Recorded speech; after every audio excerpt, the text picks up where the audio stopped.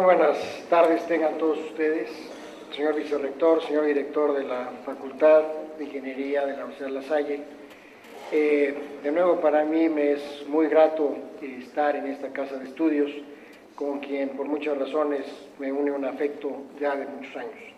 Y en esta ocasión tener la oportunidad de reflexionar con una generación de alumnos entrando a estudiar ingeniería sobre el futuro de la ingeniería y la importancia, yo diría, de la ingeniería que tiene para el México de los próximos años. Escogí este tema, quizá un poco por razones egoístas. Hace 25 años yo me gradué o me titulé de ingeniero civil, en aquel momento la oportunidad y la carrera de ingeniería era, si bien muy halagüeña para México, muy importante para México, pero no como lo es ahora, me parece, por los enormes rezagos y oportunidades que a lo largo de estos años no hemos logrado superar y que los ingenieros, ustedes como jóvenes futuros profesionistas, están llamados a cumplir. Me parece que la ingeniería en México no solamente juega, sino jugará cada vez más un papel relevante, y la preparación que ustedes obtengan tiene que ser una preparación muy rigurosa, una preparación que les permita cubrir las expectativas que la sociedad mexicana tiene en la ingeniería. Entonces, nada más que averigüe cómo se cambie, les digo, así. Voy a hablar en esta presentación de estos temas: la ingeniería como una profesión al servicio de la comunidad, la competitividad y la innovación en el país, el desarrollo de tecnología nacional, la calidad del sistema educativo, la situación de la ingeniería en México y un ejemplo del tipo de arreglos que creo que debemos cada vez más debemos de trabajar en nuestro país. Pero primero que nada quisiera hacer una reflexión en ustedes o con ustedes sobre qué es la ingeniería. Y entiendo que las definiciones nunca deben de empezar por los nos, pero quizás es más fácil empezar en este caso señalando que la ingeniería no es una ciencia. Aquellos de ustedes que están estudiando ingeniería porque quieren convertirse en unos científicos se equivocaron. La ingeniería no es una ciencia. La ingeniería no es arte. La ingeniería es una profesión. La ingeniería es una profesión que hace uso de los avances científicos, efectivamente de la física, de la química, de la matemática, que hace uso del juicio que desarrollan ustedes a lo largo de los años, no únicamente en la escuela, sino sobre todo en el trabajo cotidiano que ustedes desarrollarán una vez que se titulen, y si se gradúan de maestría y doctorado, mejor aún. Pero ese juicio les va a permitir complementar los conocimientos que tengan de carácter científico. En ese sentido, la profesión de ingeniería hace uso tanto de la ciencia como del arte, si es que en el arte podemos incorporar al juicio que a lo largo del tiempo se desarrolla. La profesión de la ingeniería es una profesión que tiene similitudes con otras, similitudes como la medicina, en el sentido de que ustedes tendrán que resolver un problema, de construir un puente para poder brincar una corriente, o bien resolver un problema de ingeniería industrial de manera que un producto lo puedan fabricar al menor costo y con la mayor calidad, o tengan que resolver el problema de comunicarse adecuadamente por medio de telecomunicaciones. Entonces ustedes tienen que ser capaces de identificar el problema, diagnosticarlo, establecer una solución conceptual y a partir del conocimiento que ustedes tengan, plantear diferentes soluciones posibles y seleccionar la mejor de ellas. Y la mejor de ellas no solamente es la más económica, que es ciertamente uno de los principios bajo los cuales se toman decisiones en ingeniería, pero también la más robusta desde el punto de vista técnico. Estamos hablando entonces que en la ingeniería subyacen diferentes procesos creativos. El ingeniero es enormemente creativo y debe ser enormemente creativo, pero sin poder ir más allá de las reglas físicas, de las leyes físicas, y por supuesto sin ir más allá del uso de los recursos que tiene disponibles, de los recursos que tiene a su alcance. Están entonces ustedes entrando en una de las profesiones, junto con muy pocas otras, que tienen impacto en la vida de las personas y en la hacienda de las personas. Al igual que los contadores, que los médicos y los abogados, la ingeniería son de las muy pocas profesiones en donde lo que ustedes hagan va a tener un impacto inmediato en la calidad de la vida de la sociedad. Y es por ello que la responsabilidad con la cual ustedes ejerzan la carrera es fundamental y en la ética que ustedes deben de ejercer en su profesión es indispensable. La ingeniería tiene que ver muchísimo con la competitividad del país y con la innovación del país.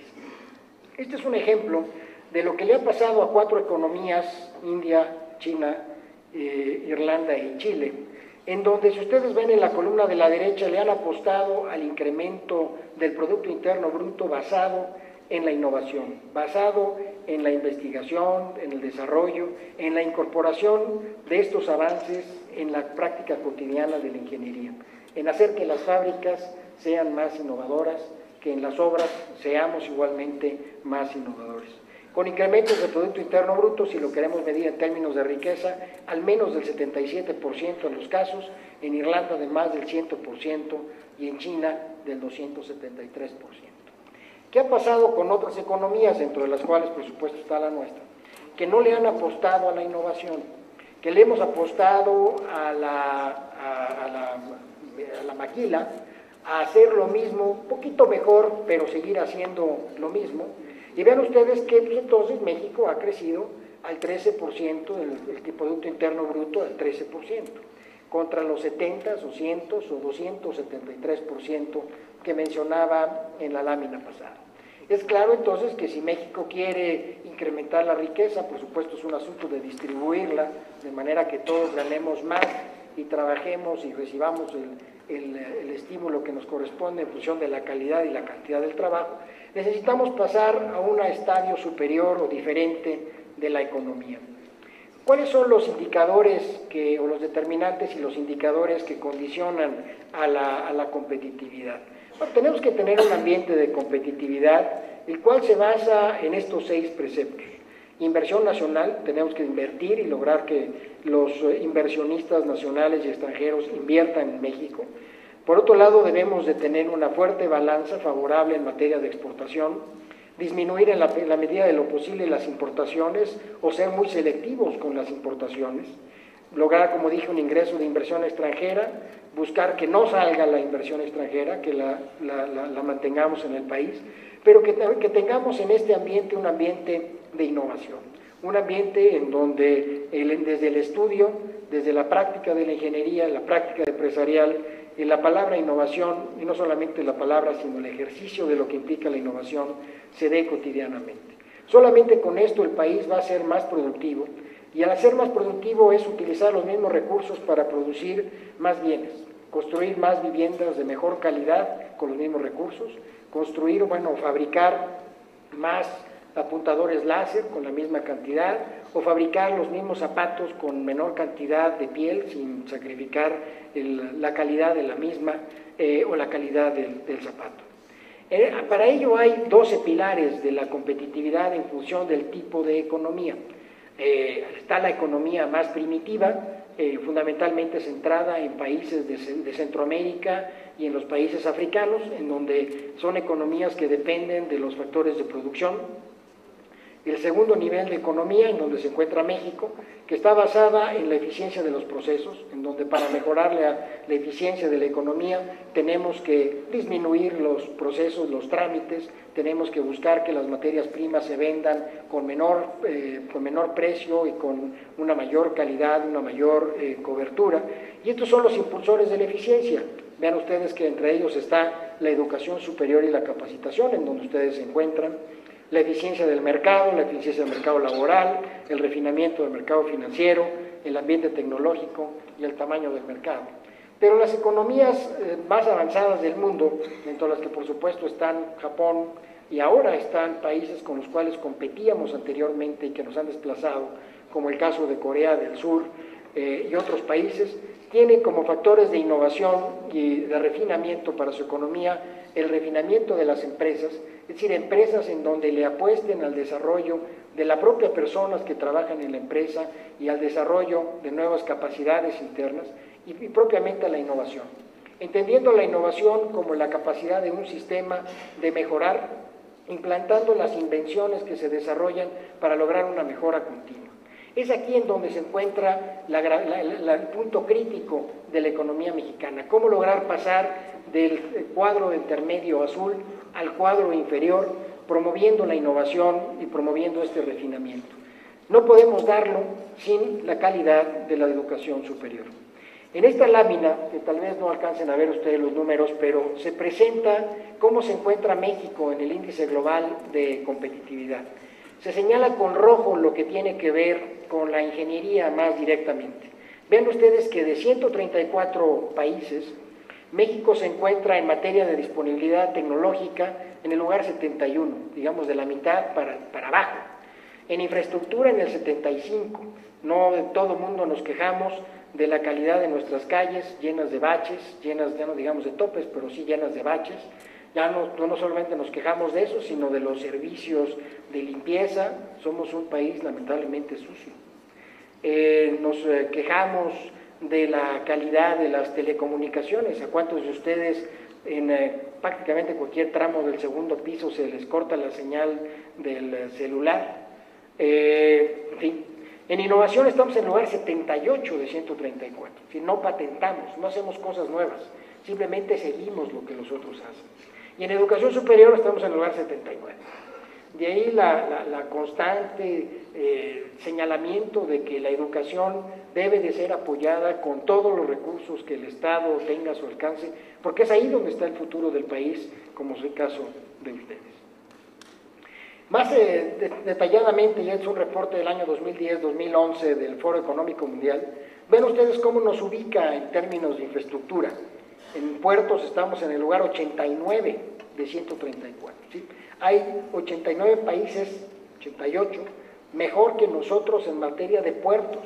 Pero lo más triste del asunto es que hay países dentro de estos 88 que están en África, que seguramente ni se acuerdan ustedes la capital de ese país, o están en Centroamérica, cuando nuestro país era por muchos años el país líder de América Latina y una de las grandes economías emergentes. Ya no digamos en electricidad, en el lugar 91. En salud y educación primaria, para regocijo de la maestra Esther Gordillo, el lugar 120 de 134. En la calidad de ciencias y matemáticas, 128 de 134. Ustedes dirán, bueno, pues no es importante estudiar ciencias y matemáticas. No, sí lo es. Sí lo es, por ustedes primero que son ingenieros, es obvio que deben de tener una formación importante en ciencias y matemáticas, porque el desarrollo de la ingeniería se los va a requerir, pero en general la población lo requiere. Necesitamos que nuestra población cada vez más se interese por la ciencia, por los nuevos descubrimientos. De otra manera nos quedamos viendo lo que los demás hacen. Y la calidad del sistema educativo en lugar 120. La preparación tecnológica, vean ustedes ahí los números, quizá la menos desfavorable es en cuanto a la cantidad de computadoras personales. Y en el caso de la innovación, pues de nuevo, la colaboración, por ejemplo, de la universidad con la industria es muy pobre. No nos hablamos las industrias con las universidades, pensamos que cada quien tiene su silo, pero esos silos no están conectados, y pues no. La industria requiere del talento de los jóvenes, del talento de las universidades para desarrollar nuevos proyectos, nuevos productos, nuevos programas que les sean útiles a las empresas, pero también las universidades necesitan a las empresas porque a través de esos recursos les permite mejorar sus laboratorios, mejorar sus capacidades, sus bibliotecas, etc. Entonces, México está destinado forzosamente a desarrollar tecnología. Debe desarrollar tecnología y son los ingenieros quienes deben de cabezar este esfuerzo. Para incrementar la productividad hay dos maneras: o incrementamos el numerador o disminuimos el denominador, siendo la productividad la razón del incremento del valor agregado entre los insumos utilizados. Uno es más productivo en la medida que uno produzca más teléfonos celulares con la menor cantidad de plástico, o la menor cantidad de circuitos, o la menor cantidad de horas hombre involucrado en esto.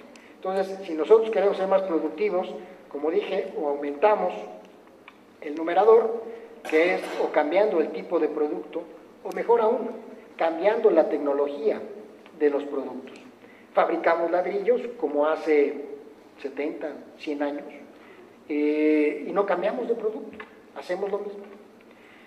Por otro lado, en la producción de esos ladrillos, quemamos lo que se nos ocurra o lo que encontremos. Material que puede ser reciclado para otros fines, lo quemamos.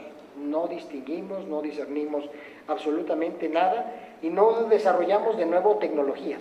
En muchos de los casos, lo que requieren las empresas mexicanas, las famosas pymes, pequeñas y medianas empresas, es mejorar su tecnología logística, mejorar su tecnología de apoyo administrativo. Mucha gente no piensa o no toma conciencia de la importancia de tener una adecuada ruta de distribución logística o de recolección de materiales o de los productos terminados que tienen un efecto importante cuando uno suma los pesos que están involucrados. Esta es parte de, es una adaptación de un artículo que presentaron unos economistas en donde cómo se puede mejorar el talento. Y la conclusión a la que llegan es que la mejor manera de lograr traer mejores estudiantes a la ingeniería es hacer más atractiva a la misma ingeniería. Esto hace que los mejores estudiantes les interese la ingeniería. Logramos con esto profesionistas de mayor calidad.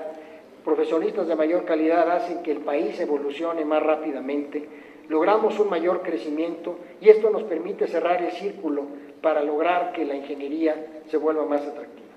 Estoy seguro que ustedes encontrarán en esta universidad y en el ambiente universitario mexicano una gran atracción por la ingeniería y enormes oportunidades, y esto hará que cada vez más y mejores estudiantes se incorporen.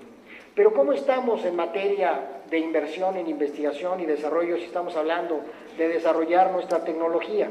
Bueno, pues vean ustedes esta gráfica del año 2005, en donde el país que más invertía era Suecia, el segundo Finlandia, Japón, Corea, y México se encontraba, en uno de los puntos inferiores de la gráfica, como pueden observar, justo arriba de Grecia. Si uno ve cuánto ha crecido la evolución del gasto, cuánto crece, bueno, México no está tan mal, México está en el cuarto lugar, o sea, estamos invirtiendo más y eso es muy satisfactorio, pero necesitamos invertir más y más rápido en investigación y desarrollo. No pierdan de vista que cuando ustedes terminen su carrera de ingeniería, apenas estarán empezando su carrera profesional, apenas estarán empezando a aprender. Deberán seguir aprendiendo en el futuro y eso lo van a lograr en la medida que las empresas donde ustedes trabajen o el propio gobierno invierta en la propia superación del capital y del talento humano, y esto implica invertir en investigación y en desarrollo. ¿Qué tanto se invierte en investigación y desarrollo por país, por ejemplo, con respecto al Producto Interno Bruto? Bueno, pues Suecia, Japón, Corea invierte en el 3.21%, 3.4%, 3.7% del Producto Interno Bruto. Por eso Corea ahora es el fabricante más grande de teléfonos celulares del mundo, ya no es Nokia, ahora es Samsung. Por eso ahora vemos vehículos de Corea cuando hace 20 años la economía de Corea era más chica que la economía mexicana. México invierte apenas el 0.42% y nos ganan todos los países que ven ustedes ahí. Países a los cuales admiramos, pero a los cuales debemos de ver al tú por tú, invirtiendo más y utilizando nuestro talento que tenemos, no solamente para alcanzarlos, para ganarles. En materia de investigación y desarrollo, de nuevo, tenemos pocos investigadores, tenemos poco personal desarrollando tecnología, estamos en el lugar antepenúltimo de esta gráfica, solamente nos ganan Turquía y China. Claro, esto relativamente, pues qué bueno que nos gane China, porque si no, con el tamaño de China, pues sí sería increíble que hubiera más que nosotros. Y ha crecido México, vean ustedes en la gráfica de la derecha, en donde México está igual en el quinto o sexto lugar. Estamos creciendo en el número de investigadores que nos van a permitir hacer estos desarrollos, pero de nuevo tenemos que avanzar más rápidamente. En cuanto a investigadores, esta es una gráfica del año 2009. Ven ustedes que por mil, en este caso por cada 1000 integrantes de la población económicamente activa, México está casi igual que Chile, con la diferencia que Chile es la raíz cuadrada de México en cuanto a población.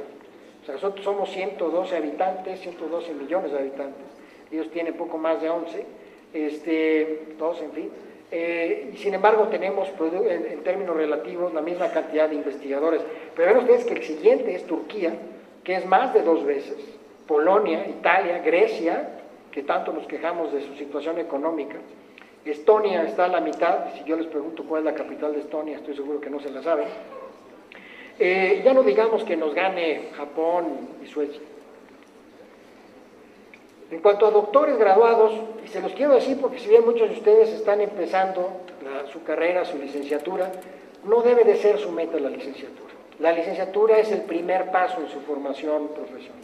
Deben de estudiar una maestría, yo les diría, deben de estudiar un doctorado.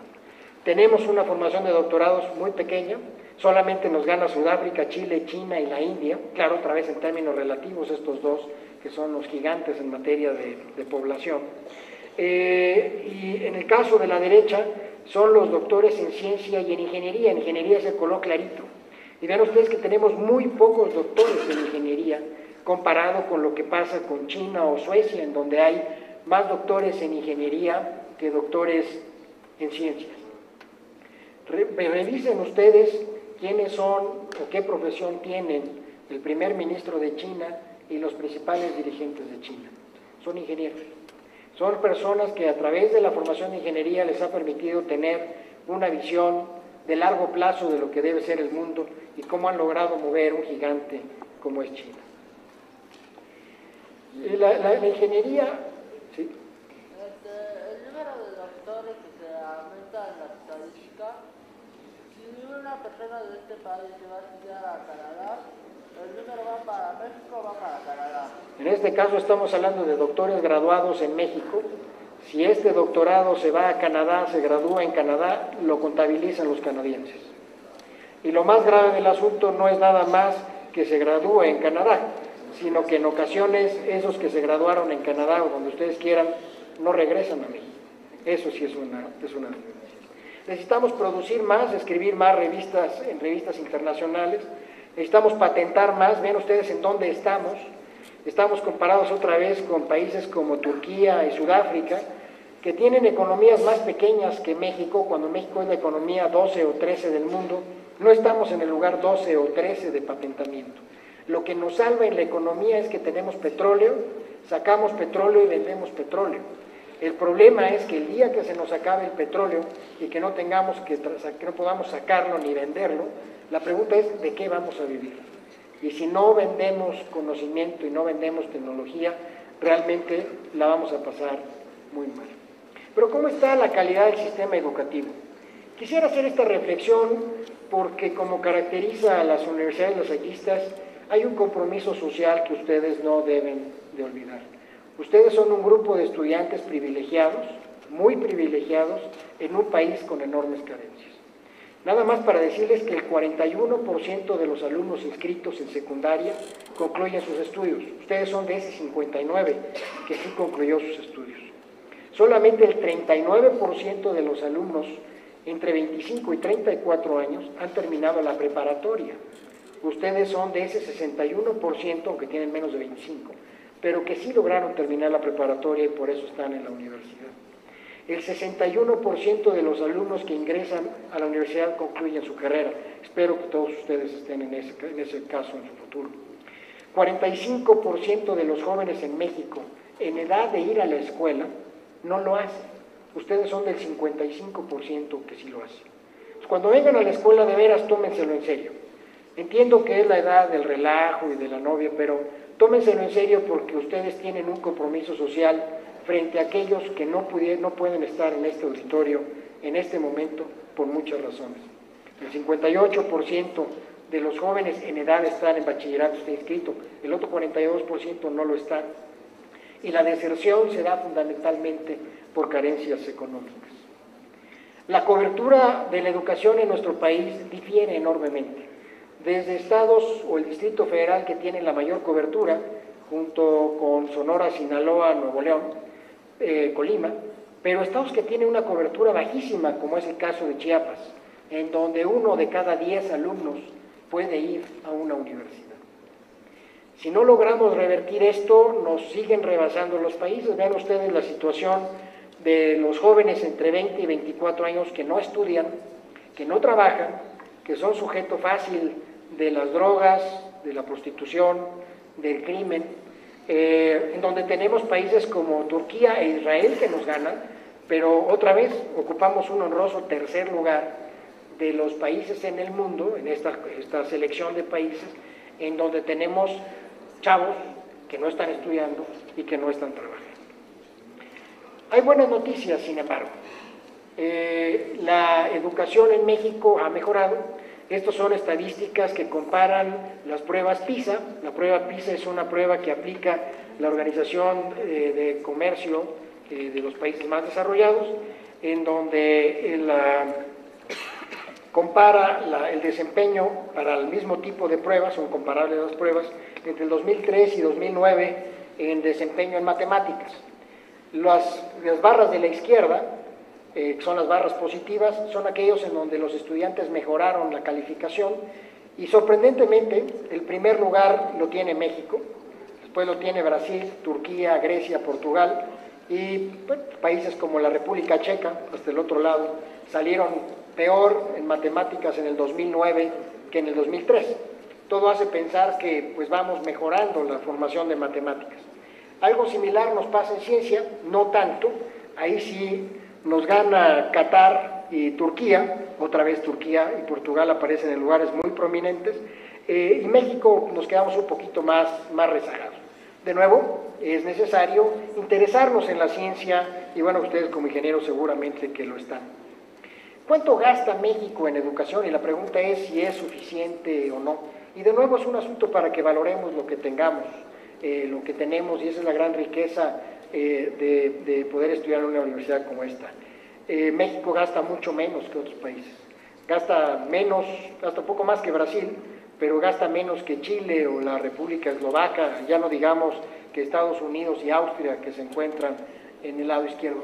Claro, no gastar más significa que van a ser mejores estudiantes, no gastar más significa que van a aprender matemáticas, ciencias, historia o lo que ustedes quieran. Efectivamente, pero lo que sí queda muy claro es que si no se invierte en nuevos laboratorios, en nuevas bibliotecas, en campos deportivos, pues el desempeño de los estudiantes seguirá siendo mediano, mediocre y seguramente tendiendo a la baja. Ahora, ¿cuál es la situación de la ingeniería en México y por qué creo que es tan importante la ingeniería? A lo largo del siglo XX, la ingeniería logró avances como los que están aquí señalados. No había electricidad, la luz era a base de velas. Fue hasta 1879 que Tomás Alva Edison modificó la luz incandescente o el foco incandescente para incorporarle un aditivo, un elemento de bambú para que pudiese mantenerse durante más tiempo prendido el foco, hasta que posteriormente se les ocurrió hacerlo de tungsteno, que es el foco que actualmente tenemos, pero no había electricidad. Por supuesto, los automóviles, todos ustedes han visto las fotografías del desarrollo de los automóviles que empieza con el siglo XX, la aeronáutica, por supuesto los aviones, ya no digamos los cohetes, los sistemas de agua potable, la posibilidad de abrir el agua del grifo y tener agua razonablemente limpia, es un tema que se desarrolló, se resolvió en el siglo XX. La electrónica, el radio, la televisión, la agricultura formal, la agricultura con un sistema de riego, con sistemas de fertilizantes, con semillas mejoradas, ese es un tema, es un desarrollo del siglo XX. Por supuesto las computadoras, la telefonía celular obviamente, el aire acondicionado y la refrigeración, todos estos son avances y logros del siglo XX. Las carreteras como las conocemos ahora con especificaciones, la industria aeroespacial, el internet, la imagenología, los enseres domésticos, no había refrigeradores, por supuesto menos había una licuadora, mucho menos un horno de microondas. La tecnología para la salud, los aparatos de medición de presión a través de medir en un dedo, por ejemplo, eran cosas inimaginables. La industria petrolera, los láseres y la fibra óptica, la tecnología nuclear y los materiales de alto desempeño. Todos estos son los 20 logros del siglo XX. Todos ellos, todos, absolutamente todos, gracias a la participación de ingenieros civiles, mecánicos, industriales, en materiales, en telecomunicaciones, etcétera, etcétera, etcétera. ¿Cuál es el entorno actual en el cual se desarrolla la ingeniería y al cual me atrevo a retarlos para que lo cambien? Me atrevo a retarlos para que piensen todos los días que estudien cómo con sus estudios, cuando terminen y se desarrollen, pueden lograr cambiar este entorno. Por lo pronto, la ingeniería mexicana se desarrolla bajo ausencia en el desarrollo tecnológico. Compramos los teléfonos celulares, no obstante que tenemos una de las empresas de telefonía celular más grandes del mundo. Compramos equipo, Petróleos Mexicanos compra equipo, no desarrollamos equipo en México, no obstante ser una de las empresas petroleras más grandes. México logró tener en su momento la segunda empresa cementera más grande del mundo antes de la crisis. Sin embargo, no desarrollábamos nuevas aplicaciones del cemento ni desarrollábamos el equipo asociado al cemento. Tenemos de las principales empresas fabricantes de pan del mundo, todos sabemos cuál es, que ha comprado panificadoras en todas partes del mundo, incluyendo China, pero todo esto se hace con tecnología importada, no desarrollamos tecnología. Entonces, somos un país que sigue tecnología. Si ustedes revisan en su casa, hoy que lleguen a su casa, simplemente dense una vuelta y pregunten, no qué se fabricó en México, qué se desarrolló en México.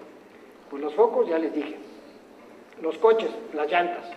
Las llantas las diseñaron en Alemania o en Francia o en Italia o en Estados Unidos. El coche mismo, el motor, etc. Tenemos que desarrollar, si no vamos a seguir siguiendo tecnología, hágase la redundancia, y llegamos tarde cuando los mercados ya están saturados. En este momento a nadie se le ocurriría, pues vamos a desarrollar un teléfono celular. No, pero ya no lo desarrolles, ese ya se nos fue. Vamos a desarrollar la siguiente generación. Nuestra economía, normalmente le prestamos mucha atención a los procesos. Como les dije anteriormente, la eficiencia de nuestra economía está en cómo le hacemos para que podamos abrir una empresa en 3 días y no en 327 días. Está muy bien, hay que hacerlo, pero eso no es suficiente. En el sector en el cual yo estoy trabajando ahora, nada más para darle una idea de lo absurdo que es nuestro país, si ustedes quieren echar a andar una planta generadora de energía eléctrica aprovechando la caída del agua en una presa, pues los proyectos tardan entre 5 y 7 años por la cantidad de permisos que tenemos. Lo mejor de todo, o lo peor de todo, es que uno compra los equipos, los importa de Estados Unidos, los importa de varios lados, y no hacemos nada, simplemente ensamblamos. Y por supuesto el tema del mantenimiento y la reparación, que tanto nos afecta. Se nos olvida que en los presupuestos debemos de incluir el componente mantenimiento y no reparar. Nos sale más caro reparar que mantener adecuadamente la operación de una infraestructura o de un equipo. Tenemos que cambiar entonces este paradigma en el cual se desarrolla la ingeniería mexicana. Y les va a tocar a ustedes. Cambiarlo en donde la ingeniería mexicana aporte al desarrollo tecnológico del país y compita con las mejores ingenierías del mundo, en donde no sigamos la tecnología, nos atrevamos a ir adelante, en donde mejoremos la infraestructura y no nos quedemos simplemente en los procesos administrativos. Lo increíble es que México está formando muchos ingenieros. Y digo lo increíble porque ¿cómo le hacemos para cambiar ese paradigma si tenemos tantos ingenieros? Per cápita estamos formando más ingenieros que Suecia, que es un país de ingenieros por naturaleza, que Estados Unidos, que Israel, que Alemania. Alemania, probablemente el más connotado de los países por sus avances en ingeniería, está formando menos ingenieros per cápita que nosotros. Nos gana Singapur, nos gana China, Francia, otra vez Corea del Sur, que es nuestro foco, Finlandia, Taiwán, Irlanda, hasta Irán nos gana. Pero bueno, ¿qué hacemos con todos estos ingenieros? Bueno, pues resulta que tenemos una cantidad de ingenieros muy apreciable, básicamente en 2 áreas, en la ingeniería industrial y en la computación e informática. Y yo me pregunto, ¿qué avance industrial ha tenido México en los últimos años que nos justifique o nos explique el por qué hay tantos alumnos interesados en estudiar ingeniería industrial? Yo les preguntaría, y para cuando estudien o estén con sus profesores, les hagan la temible pregunta de cuál es la política industrial de México. ¿A qué le apuesta México en su desarrollo? ¿Le apostamos a la industria de la energía? No obstante que ahora yo trabajo ahí, pues esa es la pregunta que que nos hacemos, y si nos le apostamos es, pues, ¿cómo le apostamos? Le apostamos a la industria de alimentos, le apostamos a la industria textil, ¿a qué le apostamos? Pareciera que lo hemos dejado todo al garete y que sean las fuerzas del mercado las que decidan. Pues ningún país lo hace así. Los países del mundo, Estados Unidos defiende literalmente como león a la industria automotriz y no dejó que cayera en quiebra Chrysler y le metió la cantidad de dinero que tuvo que meterle para defender a la industria automotriz, porque es una de las industrias paradigmáticas, emblemáticas para Estados Unidos. ¿Cuáles son las industrias paradigmáticas de México? ¿Cuáles son las industrias clave de nuestro país? Por otro lado tenemos la computación, y todo el mundo quiere desarrollar sus páginas de internet y sobrevivir desarrollando páginas de internet. Pues perdón, pero pues así no la van a hacer, ¿eh? Tienen que desarrollar algo más. La industria de los juegos de computación es una industria de veras, en serio, y que si hay que entrarla en serio. O la industria de la multimedia, en donde hay quienes han identificado eso como un gran potencial y hay que desarrollarlo con todas sus capacidades. O bien ahora con el cómputo en la nube, bueno, pues entremos de algo, pero entremos de que seamos los líderes mundiales. Pero luego nos pasan cosas increíbles, como que en ingeniería civil, de la cual creo que quedamos 3, 4 especímenes aquí en este auditorio, pues ya no hay ingenieros. Entonces, pues no tenemos ingenieros que más o menos puedan pavimentar una calle, que ya no digamos que puedan diseñar una refinería, ¿no? Cuando menos que pavimenten bien una calle. Entonces, no hemos logrado atinarle a cómo estimular a los jóvenes, en este caso no es culpa de ustedes, es culpa de nosotros, para que estudien también disciplinas de la ingeniería que son tan necesarias en nuestro país. Lo que sí es muy cierto es que la ingeniería va a ser muy diferente, para ustedes les va a dar un poco igual, pero diferente de la que estudiamos nosotros. Y eso, los que estamos en el área de la academia, tenemos que entender que las cosas cambian para enseñarles de una manera diferente. Por un lado, los materiales van a ser diferentes.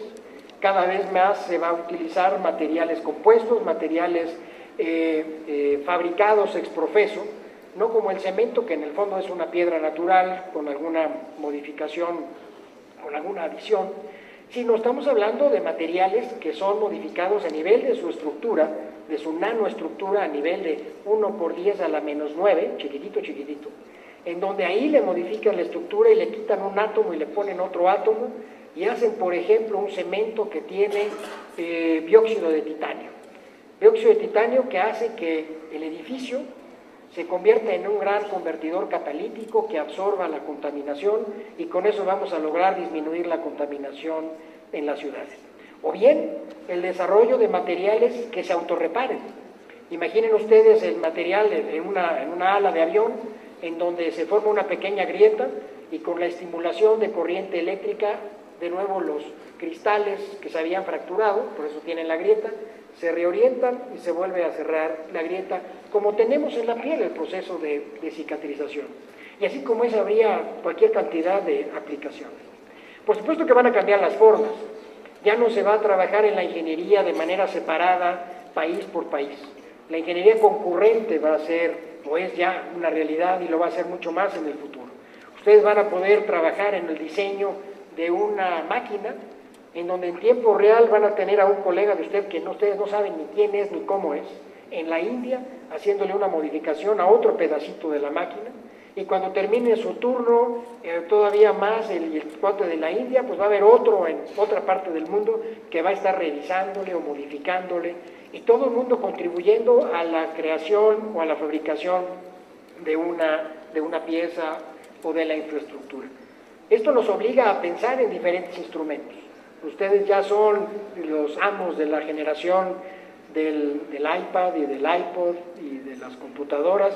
Eso es evidentemente el pan nuestro de cada día y seguramente en la manera de docencia lo tenemos que incorporar con laboratorios virtuales. Estarán organizados de manera diferente, como ya lo dije, con la ingeniería concurrente, y esto nos obligará, como mencionaba, o se desprenderá la necesidad de incorporar tecnologías para la enseñanza y el aprendizaje. Lo que sí espero, y creo que no me voy a equivocar, es que el cambio de todos estos temas va a ser un cambio mucho más vertiginoso de que jamás hemos experimentado. Los nuevos materiales, las nuevas formas, las nuevas tecnologías van a hacer que lo que aprendan se vuelva obsoleto más rápido de lo que nosotros aprendimos y lo que nuestros profesores a su vez aprendieron. Esto hace que ustedes deban de tener entonces una formación sólida. Por eso la insistencia en que ustedes estén bien preparados en física, en química, en materiales, incluso en biología, porque hay una enorme interacción entre la biología y la ingeniería en el futuro. Va a haber una complejidad natural, va a haber una mayor interacción, ya lo señalaba ahorita, con una dimensión ética que subyace. Por un lado tenemos un país empobrecido, un país con una cantidad muy apreciable de nuestra población en condiciones de pobreza o de pobreza extrema, que tienen que ser atendidos muy prontamente. Esto implica un compromiso social al cual ustedes no deben de renunciar en ningún momento. Y deben de mantener entonces habilidades y conocimientos básicos que les permitan hacer frente a la complejidad y a la rapidez con que se den estos cambios. Va a ser un periodo de enorme incertidumbre. Nadie pensaba hace 2 meses que Estados Unidos iba a declarar la moratoria en cuanto a la posibilidad de pagar su deuda. Ahora se resuelve aparentemente y le bajan la calificación de nivel de deuda a los Estados Unidos, y ahora todo el mundo estamos al borde del colapso porque le bajan la calificación a Estados Unidos. Europa tiene problemas y nadie sabe qué va a pasar mañana. No tenemos claro cuál va a ser el comportamiento de las bolsas mañana y el comportamiento de la economía. Y tenemos que estudiar desde el punto de vista de la incertidumbre los procesos.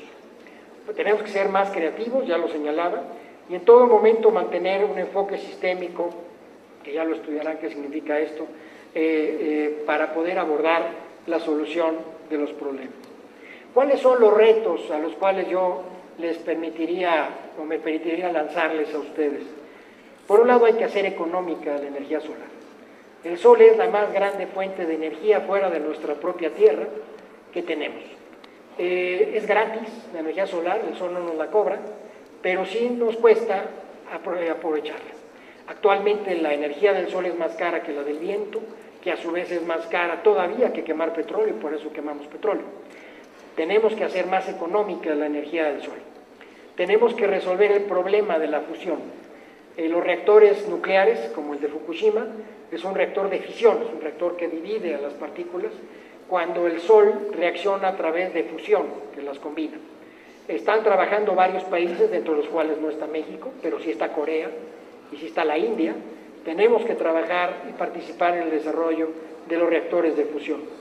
Desarrollar métodos de captura de carbono, el CO2 que todos expelemos cuando respiramos, ya no digamos de los productos, de los procesos industriales. Debemos de capturarlo porque eso crea o condiciona el efecto del cambio climático y las distorsiones que tenemos con el clima. Tenemos que capturarlo, ya sea inyectarlo para poder sacar más petróleo o gas, o cuando menos guardarlo en cavidades naturales o creadas por el hombre. Manejar el ciclo del nitrógeno, que no tiene que ver otra cosa sino con los alimentos y los fertilizantes. Mitigar y adaptar el cambio climático, y es un tema que ustedes dirán, pero ¿yo qué puedo hacer? En la medida otra vez en donde cada uno de ustedes contribuya en la sumatoria, tendremos un impacto.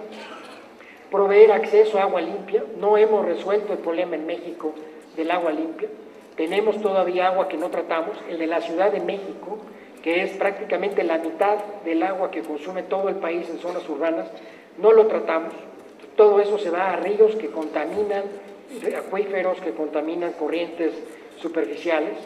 Necesitamos mejorar, construir y rehabilitar infraestructura urbana, construir otro tanto más de lo que hemos construido. Necesitamos incorporar a las tecnologías de la información y comunicación en la salud. Se ha hablado ya y hay resultados experimentales de pildoritas mini o nano que entran al torrente sanguíneo, llegan y se ubican en donde está el tumor y ahí logran desprender la sustancia, el veneno, digamos, que va a matar al tumor. Bueno, como ese hay 1001 aplicaciones que ustedes puedan dar. La ingeniería de las grandes ciudades. Cada vez más la población del mundo vive en ciudades más grandes y necesitamos resolver los problemas de la vida cotidiana. desarrollar mejores medicinas, en donde no nada más es un tema de médicos y de químicos, es un tema de ingeniería, porque el enfoque de la ingeniería en el desarrollo de las medicinas se vuelve muy atractivo. Hay que entender cómo funciona el cerebro, y uno de los planteamientos que se han hecho es: hagamos ingeniería inversa del cerebro para ver cómo funciona. La seguridad del ciberespacio, la realidad virtual, el autoaprendizaje, y siempre mantenernos alertas sobre qué podemos hacer con la ciencia para hacer ingeniería. Ahora, ¿qué podemos hacer? Y cómo hemos estado abordando el tema, y ojalá que haya otras ideas más creativas y con mayor desarrollo. Por ejemplo, en la infraestructura. México tiene, como dije anteriormente, enormes carencias en materia de infraestructura. En el programa de este sexenio se planteó el Programa Nacional de Infraestructura con los objetivos que tienen ustedes ahí. Y el punto es que no ha logrado desarrollarse porque no tenemos suficientes ingenieros. O sea, tenemos las ideas, sabemos qué hacer, el problema es que no tenemos cómo hacerlo. Bueno, entonces, ¿qué pasa si logramos aliarnos entre el gobierno, las universidades y las empresas?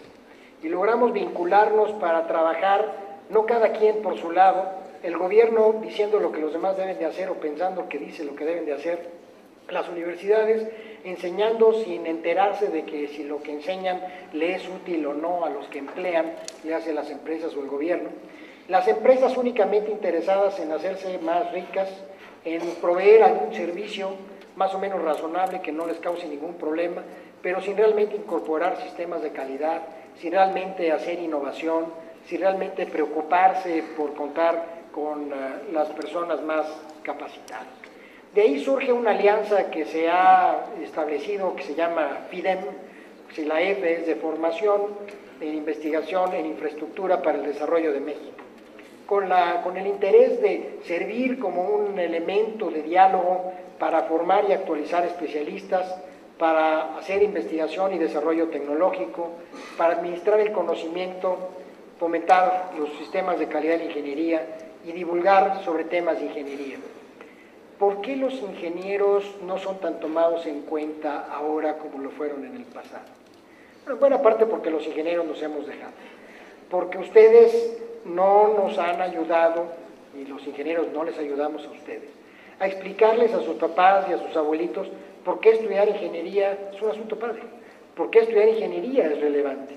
Tenemos que llevar, y ustedes nos tienen que ayudar, a la población, explicarles por qué la ingeniería es tan importante para un país. Gracias a los ingenieros se desarrolla la infraestructura y tenemos los sistemas de fabricación y de manufactura que, con todas las deficiencias que tengamos, pero existen y tenemos que mejorar. Necesitamos divulgar más por qué los ingenieros somos importantes y hacemos una diferencia. Tenemos un montón de temas en el ámbito de la infraestructura que yo mencionaba. Aquí están algunos: agua, transporte, medio ambiente, comunicaciones, en fin, que debemos de traducir a disciplinas como las que ven ustedes aquí, muchas de las cuales las van a estudiar en los próximos años aquí en esta universidad. Queremos crear centros de excelencia para formación e innovación en varios temas, centros donde nos permita captar a los mejores, no para estudiar una licenciatura, para eso están las universidades, no para estudiar una maestría, para eso están las universidades. Lo que queremos es que estos laboratorios sirvan para hacer investigación que nos permita desarrollar tecnología, que nos permita ser más competitivos, como señalaba anteriormente. Se trata, es un ejemplo de uno de estos centros de formación en el ámbito de las estructuras, las columnas de los puentes, las vigas de los puentes, de los edificios, en fin, de materiales de construcción, de ladrillos, de acero, en fin, para poder estudiarlos ante los diferentes tipos de acciones, un temblor, una carga de viento o el propio peso propio. Quisiera terminar con algunas reflexiones finales, no quisiera cansarlos más. Insistir en que la ingeniería es una profesión. Ustedes están al servicio de la sociedad, no se les olvide que lo que ustedes hagan se mide en términos del bienestar de la población. Ya sea que diseñen mal un puente y se caiga y se maten 2 personas, ustedes van a ser responsables de que se maten 2 personas si no diseñan bien el puente. Ya no digamos si ustedes diseñan una tetera o una cafetera que no se puede tomar porque se calienta el mango, pues, perdón, pero de nada sirvió su diseño. Ustedes van a proveer diseños y soluciones que satisfagan las necesidades de la sociedad. No se les olvide que la ingeniería está íntimamente relacionada con la competitividad y la innovación del país. Si queremos cambiar el rostro de este país de manera que sea más competitivo y más innovador, la solución está en los ingenieros. Tenemos, por ende, que mejorar la calidad en la formación de los ingenieros. Necesitamos aumentar la formación en aquellas áreas donde nos faltan ingenieros. Por eso la importancia de que le da la universidad, en este caso la Universidad La Salle, de vincularse con otras universidades, de mantenerse actualizado en sus planes de estudio, aprovechen lo que tienen. Y finalmente, los exhorto a que aprendan, si no es que ya lo saben, a trabajar en equipo. El futuro de la ingeniería está en el trabajo en equipo. Ya mencionaba yo el tema de la ingeniería concurrente, cuando es trabajo en equipo, estando uno en la India, otro en Brasil, otro en Canadá y ustedes en México, y otro más en Japón. Es un trabajo en equipo el cual ustedes tienen que trabajar. El asunto del individualismo no tiene mucho sentido para el futuro de la ingeniería, sobre todo si estamos hablando de competitividad y de innovación. Les deseo a todos ustedes el mayor de los éxitos. Estoy seguro que lo van a tener. Les he dado, creo yo, un panorama de retos. No es para espantarlos, por el contrario. Lo que quiero es decirles que están entrando en una de las carreras más bellas que hay en las profesiones universitarias. Aprovechen lo que tienen y reditúen al país lo que este país les ha dado. Muchas gracias.